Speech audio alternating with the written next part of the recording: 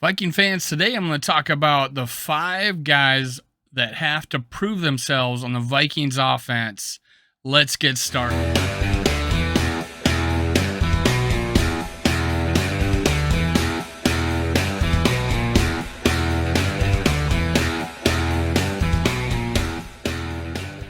Welcome to Minnesota Sports Talk. I'm your host, Dave. You can follow me on Twitter, TikTok, and Facebook, SKOL World. Now, please click subscribe down below. Click like, leave a comment. Every comment you make enters you in my contest. I have the rules in the description below. I'm trying to give away merchandise of your choosing. Read the rules in the description below, and I'm giving that away on the first game against the Packers. So let's get started on who I think are the 5 top guys who need to prove themselves on the Vikings offense. Everybody at some point has to prove themselves. So I could have said anybody, and everybody's going to say Kirk Cousins needs to prove himself. Dude's already proved himself. He's a very quality quarterback. He probably had his best year in his career last year. So no, thank you. So I'm going to give an honorable mention here. The first guy I would talk about would be Alexander Mattison. That is my honorable mention. I don't think he has to prove himself. He's been a very quality backup, but he needs to prove himself because it's the end of his contract. He needs to have a good year or show some good game film in preseason where he could get a lot of carries. So other teams will, want to sign him for next year. Now, he's in a catch-22. If he does so good in preseason and we have a Ty Chandler that does so good in preseason, well, now he's trade potential. So he's a little catch-22. He wants to prove himself. He's going to do that. He's looking for his first big payday. So I would say Alexander Mattison is an honorable mention for needing to prove himself, more for personal reasons than for as Viking fans, because we know he's a really quality backup and probably could start on 10 to 15 teams in this league. So that's Alexander Mattison. Now, starting off number 5, guy needs to prove himself. I did it short today. I need to give this guy the benefit of the doubt, and that is Ezra Cleveland. So Brian O'Neill got an interview. They asked him about Ezra Cleveland. He came in as a left tackle. Okay, he was one of the reasons why we may not draft Christian Darrisaw, who I could say needs to prove himself, but Brian O'Neill also made a point about Darrisaw is that the guy didn't have any snaps in the offseason. He was injured in the preseason. He all of a sudden practices a few days, and then now he's starting in this league. And look how good he played despite not having any experience up until that point. So Darrisaw did just fine. That guy is going to have a breakout year. I've said that before in the past. But we're talking about Ezra Cleveland here. Brian O'Neill said, hey, he went left tackle.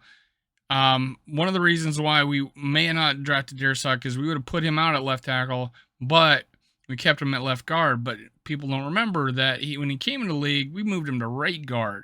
So he went from left tackle to right guard. Now you have different, you're completely opposite of what you normally do, and you're playing a different position.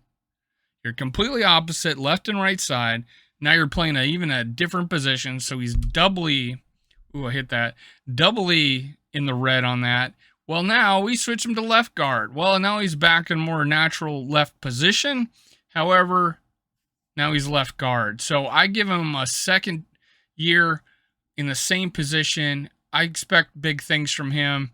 I was a little down on him, and I apologize. Now that I hear Brian O'Neill kind of explain it, that it makes perfect sense that, hey, in the second year at the same position, let's expect Ezra Cleveland to break out a little bit. Now, the next guy I want to talk about is a young, brash wide receiver looking to make a name for himself. We've already heard a camp battle between Andrew Jr. and Amir Smith Marcel. This guy broke out in the Bears game and showed his worth there. He's finally got an opportunity. Zimmer doesn't like to play rookies. Sure enough, this guy's going to be trying to return punts. He's in that mix in camp. It sounds like he's fielding punts. Now, and he's having this little pushing matches, I guess, or talking with Andrew Jr. So it's good that he's competing in practice. I think I put him on this list. I put him at the 4th spot because he's the outside looking in of the 3rd receiver.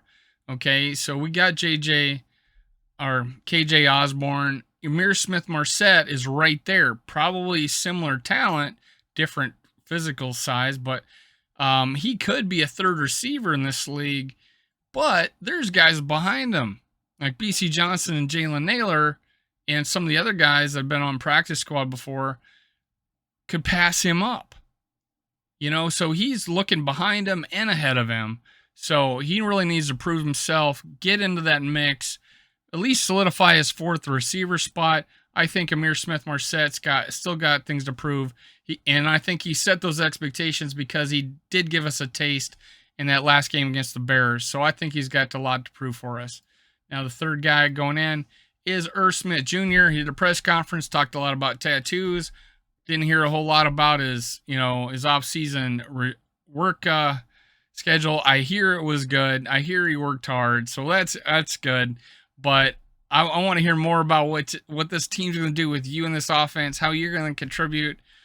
He gave us tastes of his ability. We know he physically is a starting tight end in this league. Easily could be top 10 if he stays healthy.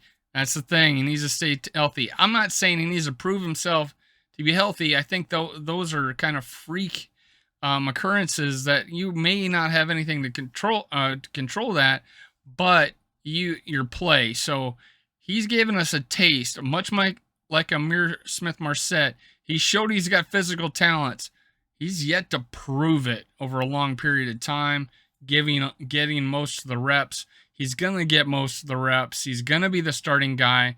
We're going to go 11 personnel. He's going to be that tight end.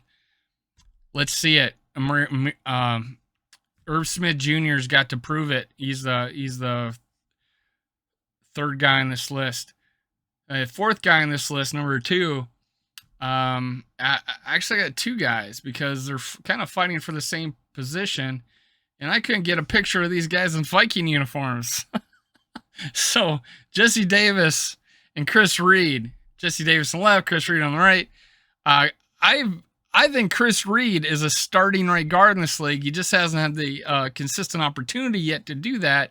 I think he's got a great anchor.